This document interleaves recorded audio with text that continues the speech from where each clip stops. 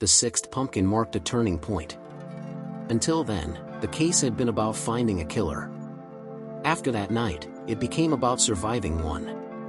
Detective Mara Ellison had seen death before, in car wrecks, overdoses, and crimes of desperation. But the Harvest killings were different. They had rhythm. They had patience. Whoever the harvester was, he didn't rush. He planned, he observed, and he always seemed to be one move ahead. The FBI offered assistance, but Cold Hollow resisted. The sheriff feared panic. The mayor wanted silence. "We can't let the town die over one man," he said. But the truth was, the town already had. Businesses closed. Families fled. The few who stayed moved like ghosts, speaking in whispers, eyes fixed on shadows. The town's heartbeat had become a countdown. Ellison began working nights alone, driving the perimeter roads until dawn. She kept the radio low, scanning for anything out of place, a parked car, a broken window, a flicker of light where there shouldn't be one. She started to notice patterns no one else saw, jack-o'-lanterns appearing on porches that didn't belong to anyone, candles burning out in perfect intervals.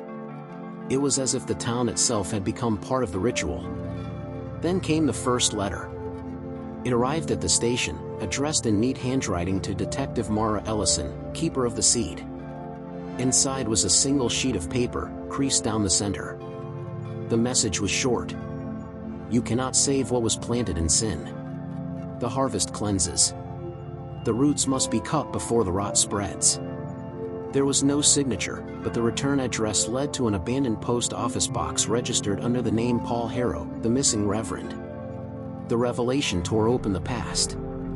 Paul Harrow had been a preacher known for his stern sermons and obsession with purity. He disappeared after his church burned, leaving behind whispers of a cult. The symbol found on Harper's body, the sickle inside a circle, had once been the church's emblem.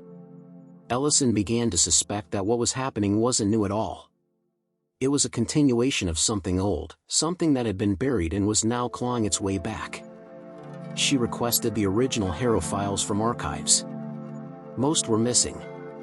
The few remaining reports described strange rituals, midnight gatherings in the woods, and a congregation that dissolved overnight after the fire. In the final entry, dated 2001, Sheriff Alan Ellison, Mara's father, signed off the case as closed. Her pulse quickened as she read the name. She hadn't known her father had investigated Harrow. He died years ago, leaving her with little but questions. Now it seemed those questions were leading her straight into his shadow.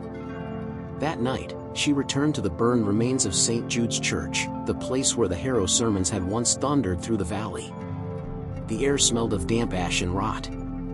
Half buried beneath the floorboards, she found something small wrapped in cloth, a wooden token carved with the sickle symbol.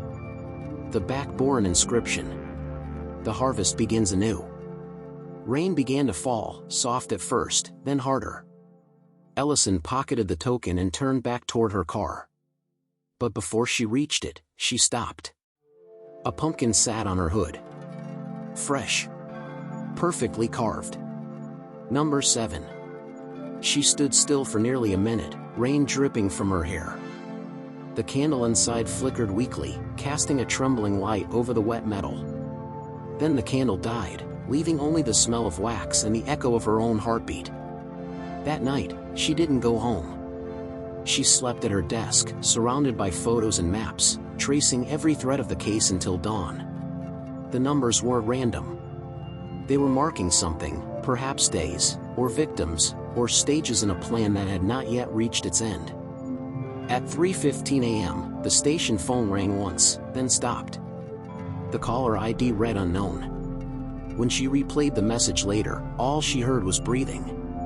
And then, softly, a man's voice whispering, "The seed remembers." The line went dead. Stay locked in for part 3 of Chapter 1, The Disappearing. Like, subscribe and share for more.